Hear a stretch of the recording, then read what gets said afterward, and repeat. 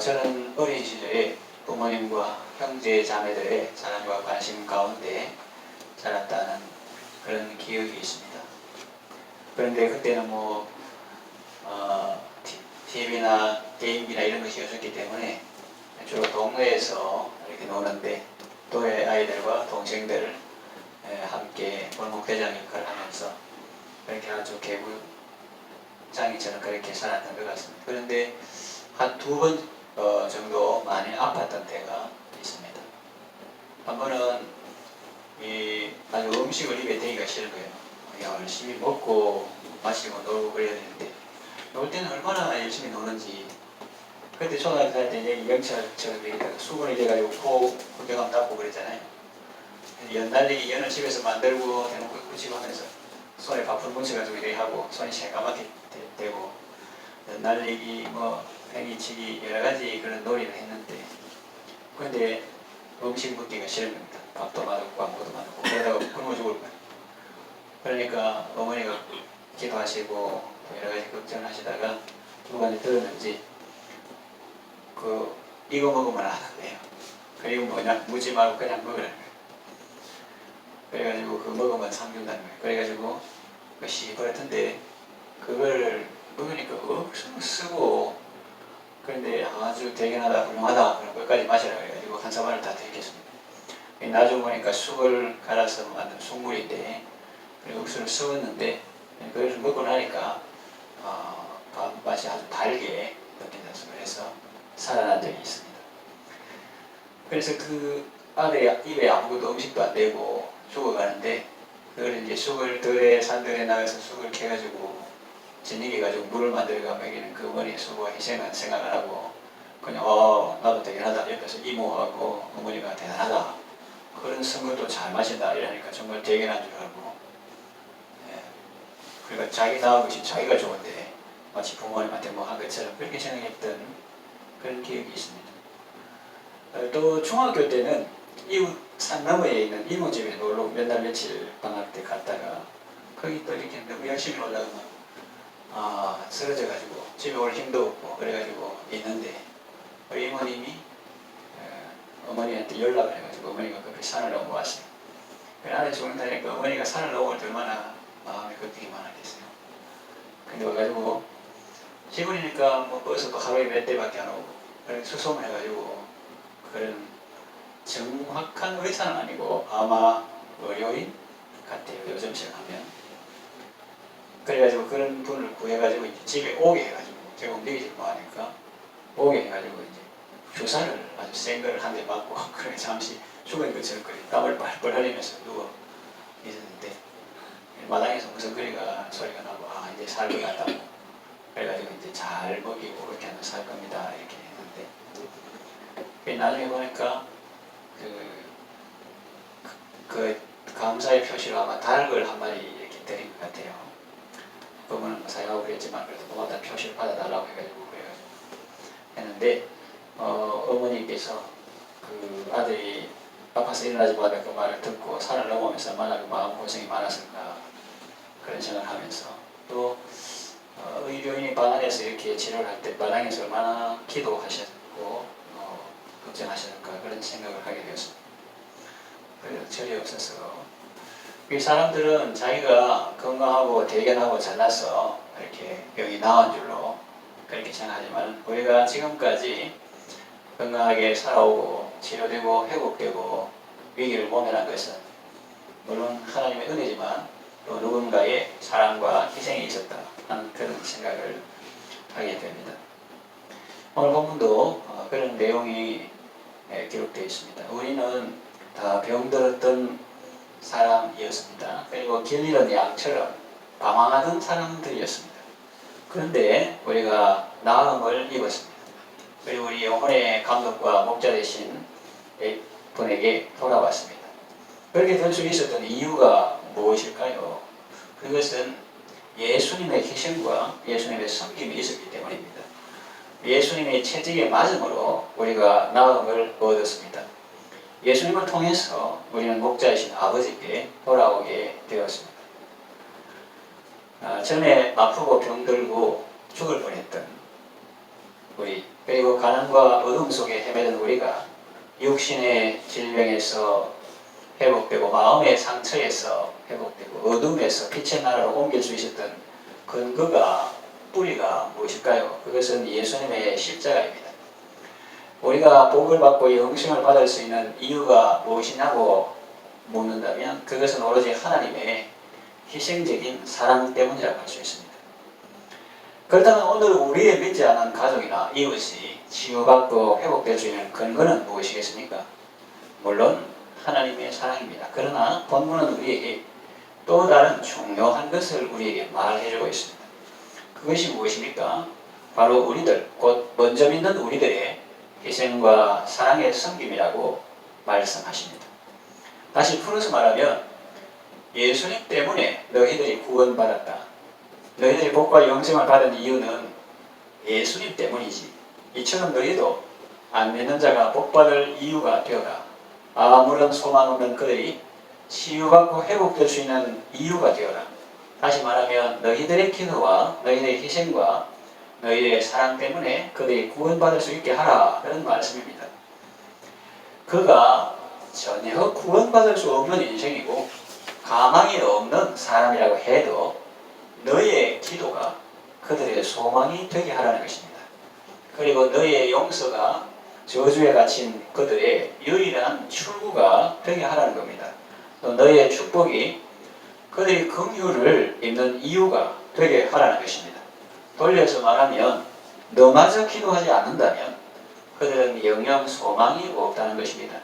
가족인 너마저 그를 포기하고 아내인 너마저 그를 포기하고 내놓은 인생 취급을 한다면 그들이 하나님 앞에서 설 자리는 어디 나는 것입니다. 아니 부모인 너마저 자식을 위해서 기도하지 않는다면 누가 그를 위해서 기도하겠느냐 하는 것이지요. 그 아이를 위한 눈물의 기도가 없다면 그 아이가 기댈 언덕이 도대체 어디에 있느냐는 것입니다. 성경은 단도직입적으로 말합니다. 이를 위하여 우리가 부르심을 받았다. 그렇게 말씀하십니다. 이것은 우리가 베드로전서를 읽으면서 또 지난주에도 살펴보지 같이 이를 위하여 우리가 부르심을 받았다. 그럼 이는 뭐냐?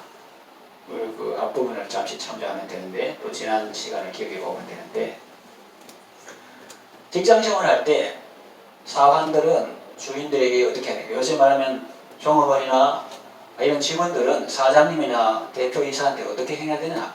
범사의 두려움으로 주인에게 순종하랍니다. 그런데 그 주인이 선하고 관용하는 자들에게만 아니라 까다로운 자들, 그런 사람에게도 두려움으로 순종하라. 그렇게 합니다.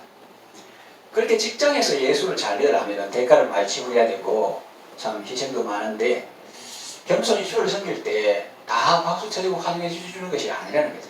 그렇게 부당하게 고난을 받아도 그래도 하나님을 생각함으로 그 슬픔을 참으면 그것은 아름다운 삶이라고 했습니다. 그런데 자기가 잘못해놓고 아이고 내 십자가지 내 십자가지 그렇게 하는 건 그건 주님이 욕되게 하는 것이고 죄가 있으면 회개하고 시정해야 되겠죠. 죄가 있으면 매를 맞고 참으면 무슨 칭찬이 있어요. 그러나 그게 아니고 선을 행함으로 고난을 받고 참으면 이는 하나님 앞에 아름다우니라 그랬어요. 그래서 이 직원들이 사장님을 섬기고 회사에서 일을 할 때에 그리스도인으로서 반듯하게 정직하게 성실하게 살려고 하는데 다른 사람들이 그것을 이해하지 못하고 또 욕하고 비난하고 부당한 대우를 할 때 하나님을 생각함으로 그것을 참고 그들을 위해서 사랑하고 기도하고 그들에게 구원받기를 원하고 회사가 잘 되기를 진정으로 원하는 마음으로 일하고 그렇게 하면 괴로운 일이 많지만 이를 위하여 너희가 부르심을 받았다. 이게 큰 위로가 되는 거예요. 다시 말하면 예수 잘 믿으면 회사에 가나 어디서나 칭찬해주고 박수 쳐주고 성진하다 이렇게만 하면은 그런 어려움 당할 때 내가 예수 잘 믿어서 그런가? 예수 잘 믿어서 그런가? 이렇게 생각할 수 있는데 이를 위하여 너희가 부르심을 받았다. 이 말씀을 깊이 묵상하면 고난받는 게 내 그리스도인으로서 이 안 믿는 세상 가운데 그리스도인으로서 고난받는 게 당연한 건데 나는 고난이 없다. 이거 내가 예수 못 믿는 건가? 이런 생각할 수가 있다. 왜? 이를 위하여 너희가 부르심을 받았다는데 니는 이런 게 없잖아. 이렇게 곤란하다는 거죠. 그러니까 우리가 부부 사업이라든지 관계라든지 인생 문제 이런 걸 어떻게 시각으로 보느냐. 내가 김창옥도 그런 강연 하잖아요. 다른 사람은 전부 잘 사는데 우리만 못 사는 자기 격려 칭찬이 안 되잖아요. 그래서 그 사람은 우주의 지구상에 부부가 처음부터 마음을 맞고 다 잘 사는 그런 이상한 인간은 한두 명밖에 없고 전부 다 다투며 싸우며 갈등 가운데 조율하면서 대화를 하면서 참고 견디면서 그렇게 맞춰 나가는 게다. 그러면 신혼부부가 그런가 보면 그럼 나는 좀 잘 사는 건데 아직까지 없었으니까 이렇게 하는데 전부 다 정상적으로 살고 서로를 존중하고 배려하고 뭐 이렇게 알콩달콩 사는데 그럼 내 말인가 하나님과 힘들기 시작하잖아요. 그래서 이 고난에 대한 그리스도인의 관점도 예수 믿으면 고난 없다 이런 생각하면 뭐 회사에서 뭐 좀 바르게 하라 주일날 예배 참석하기 때문에 뭐 한다 또 정직하게 행하려서 삥딱 해라고 요구한다 다른 공무원들은 다 일도 안 하고 저녁에 와가지고 출근이 뭐 저는 뭐 직접 있어봐야 되나 그게 뭐지는 뭐지만 뉴스 나오니까 이래 해가지고 출근하는 것처럼 하고 수다 타고 이러는데 자기는 그 출근 안 하면서 나는 또 배우는 건 잘못이라고 생각하는데 이렇게 살다 보면 좀 까칠하다고 생각하고 사람들이 좀 싫어하고 그런 경우가 있어요. 그럼 내가 잘못 사는 건가? 이렇게 생각하는데 그렇지 않다. 이를 위하여 너희가 부르심을 받았다. 정직하게 살고 바르게 살고 하나님의 자녀답게 살기 위해서 고난받는 과정을 통해서 누군가는 치유받고 한번 생각해 보게 되고 내가 잘못 살기 생각하게 되고 그런데 그런 걸 그냥 네가 당하는 고난이다 이렇게 하지 않고 아주 황무지하게도 그리스도의 고난이 견주고 있단 말이에요. 그리스도의 고난이. 그러니까 이 베드로전서 같은 이런 책은 옛날에 동구권에 그네가 적극적으로 전도하고 이래 뭐하잖아요. 이제 감옥에 있으면 리차드 범브란트 목사님처럼 그런 사람에게 고난당하는 그리스도인에게 그리스도인의 고난이 어떤 것인가 이러면서 적극적으로 막 전도하고 뭐 손잡고 교회가 그런 사회가 아니고 고난 가운데 직장 다니고 예수 믿는 것 때문에 불이익 당하고 그런 사람들한테 특별히 더 적용되는 위로받는 그런 말씀으로 그분들이 많은 은혜를 받은 그런 걸 우리가 간접적으로 듣고 있습니다. 그래서 성경은 단도직입적으로 말해요. 이를 위해서 우리가 부르심을 받았다. 그렇습니다. 이 부르심을 받았다 하는 것이 그 소명, 이를 위해 우리가 부르심을 받았다. 그러니까 구원 속에 이미 소명이 들어있는 거죠. 우리가 구원받았다 할 때 그 속에 부르신 목적, 소명이 있다는 거예요. 이를 위하여 내가 부르심을 받았다.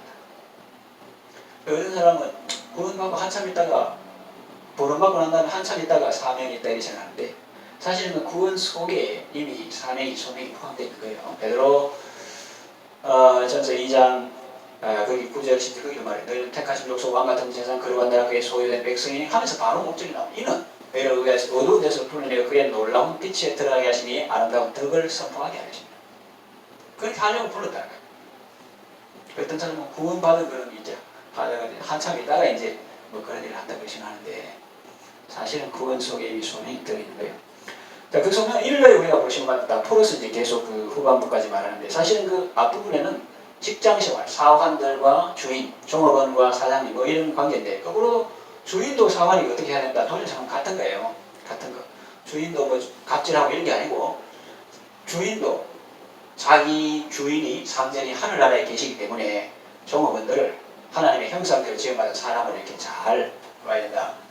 똑같은 거예요. 일방적인 게 아니고.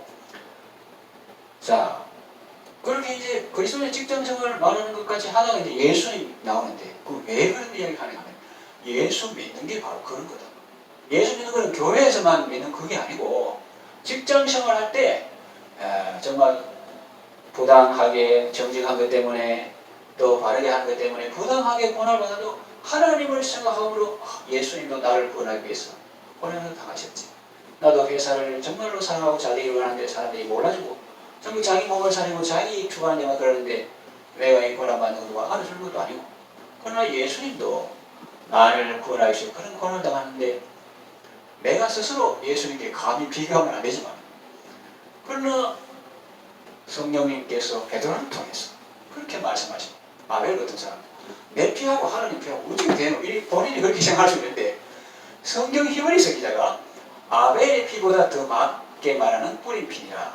그래서 인간 피 중에 아벨의 피가 중요한데 그 예수님의 피를 이 아벨의 피보다 낫게 말은 이렇게 견주어 사니까 아벨이 얼마나 영광스러워요. 그 마찬가지로 우리의 고난은 참 내가 예수를 잘 못 믿어서 그런가, 내가 부족해서 그런가, 나는 이 고난을 말고 이렇게 생각하는데 사도 베드로를 통해서 성령님께서 이를 위하여 너가 부르심을 받아. 그것 때문에 너가 부르심을 받은 거야. 너는 뭐 이 땅에서 예수 믿고 박수 받고 하늘나라에서 받대고 이 땅에 받은 사람 없어. 거의 이 땅에서 자기 삶 다 받은 사람 천국에 없고, 그런데 이 짧은 한 토막 인생 오로지 주님을 위해서 복음을 위해서 고난받고 사도들처럼 그렇게 넘치도록 수고를 하고 그런 사람은 그 부르심을 받은 대로 솔박자기 인생을 통해서 살았으니까 얼마나 복되냐, 그렇게 볼 수 있는 거예요. 그래서 그리스도인은 믿음으로 이 모든 걸 봐야지 해석을 잘해야 되는데, 고난 이런 것도 결혼해가지고 이렇게 대화하는 이런 것도 다른 사람은 다 자신 내 말에 다 불행하기 시작하고 막 자책을 막 들어, 자기가 들고. 그런데 본래 성도 다르고 배경도 다르고 나이도 다르고 취미도 다르고 음악도 다르고 음식 먹는 것도 다르고 그 다 다른 사람이 사는데 어떻게 갈등이 없을 수 있겠노? 그래가 맞춰서 사는 거야. 그런데 몇 년 안 됐는데 그렇게 잘 사는 누가 불만 거야? 이렇게 막 이러네. 능력 가지고 싸웁니다. 재판하러 왔다니까. 왜 재판하러 온다고 하니까 문화가 다르거든요. 비 오는 날 알고리에서 감자 삶아가지고 이제 띄우고 있는데 그 소금을 가져가야 되는데 설탕을 막 가지고, 그래가지고 뭐 나는 소금 좋아하는데 니는 설탕 좋아하는데 그냥 먹으면 되는데 너희 집은 그래 애들도 짜냐 이러면서 그 시댁집에 올라간 이유가 왜 있습니까? 너희 집은 짜게 사니까 그렇지 하고, 너는 뭐 달달한 것만 좋아하고 그 사람이 좀 이렇게 짠 것도 뭐해야 마시고 이러지. 가정법을 해가지고 이제 바로 이혼한 식이거든요. 조정기간 걸고 있거든요. 환자가 이렇게 또 가는데 웃으면서 그래요. 저는 그 설탕에도 안 찍어 먹고 소금에도 안 찍어 먹고 그러면 그럼 어디 찍어 먹습니까? 저는 케찹에 찍어 먹습니다. 그러니까 사람이 이거 다 나이도 다르고 배경도 다르고 수준성도 다르고 다 다른데 그렇게 부부라는 연으로 또 성경에 하나님께서 맺으신 그것 때문에 이렇게 사는 거 정말 신기해. 정말 신기해. 그 이제 삼위 하나님의 연합도 그 비밀 거기 그게 왜 소속해? 부부관계 말하는 것 같다가 내가 그리스도와 교회에 대하여 말한 걸 이라거든요. 그러니까 그 가정에 삼위 하나님의 신비도 있는 그런 건데, 이 말이 좀 옆으로 들어가시면 다시 돌아 들어가서, 그래서 이 우리의 고난, 직장생활 어렵다 이렇게 생각할 때 니는 그거 뭘 벌써 버리고 니 혼자 산에 가서 돈 닦아서 예수 믿으면 찾는 거 아니야. 그게 아니야. 물건을 가지 몰라도 그리스도인의 진정한 영성은 생활 속에서 이루어지는 거야. 이렇게 말씀하죠. 이렇게 구원 속에 소명이 되는 거예요. 그러니까 예수님이 본을 보내시고 우리로 하여금 그 자취를 따라오게 하셨다고 성경이 기록하고 있죠.